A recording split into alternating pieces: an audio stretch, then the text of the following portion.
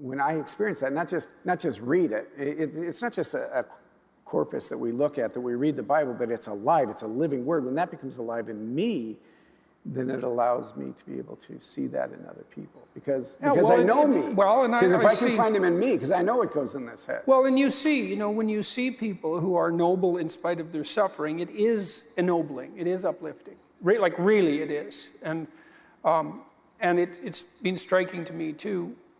People want to be encouraged in that direction. I mean, part of the reason that my lectures, I would say, have been successful to the degree that they have been is because people find them encouraging. Mm-hmm. And that actually seems to work, like it seems to be positive.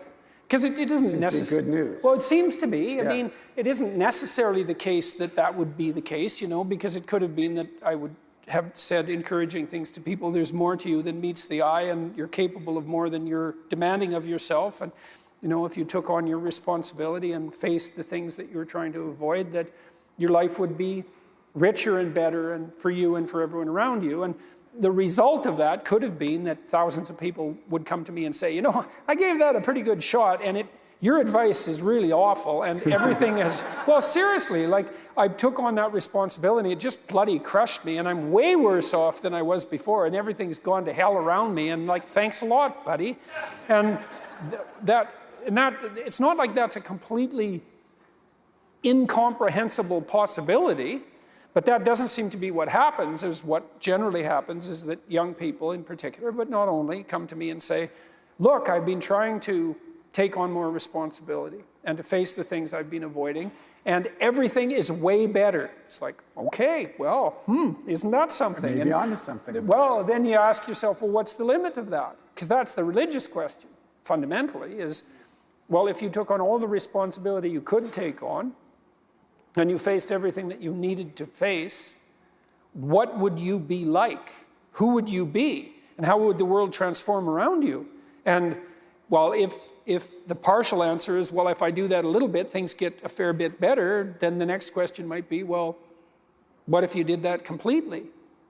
And I don't think that's possible in some sense, right? It's like, perfection is a horizon that always recedes, but it isn't obvious to me what the upper limit of that is, and certainly we do see people, saints, let's say. That's what I was going to say, it's a Mother Teresa, it's a Francis of Assisi. Who kind of push the limit, and miraculous things happen around them, maybe in the literal sense, and if not in the literal sense, close enough, for all intents and purposes, and so that's heartening. I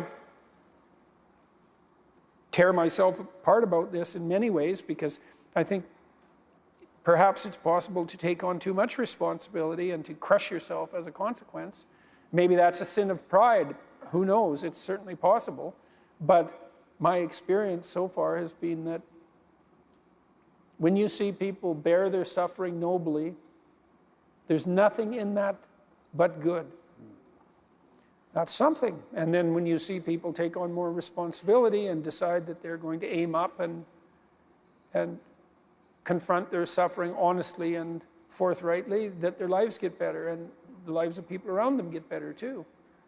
And so that's very strange as well, because it also means that the pathway to less suffering is through suffering, right? And that would be hopeful if the world was constituted that way. It's like, well, there's suffering. How do you make it worse? Run away. How do you make it better? Confront it. Yeah, but it's suffering. It's like, yeah, but it's there. There it is. It's right there. It's a precondition for existence or something like that. And it's like you have something important to do as well. And you confront it, and that's the pathway to transcending it. Probably.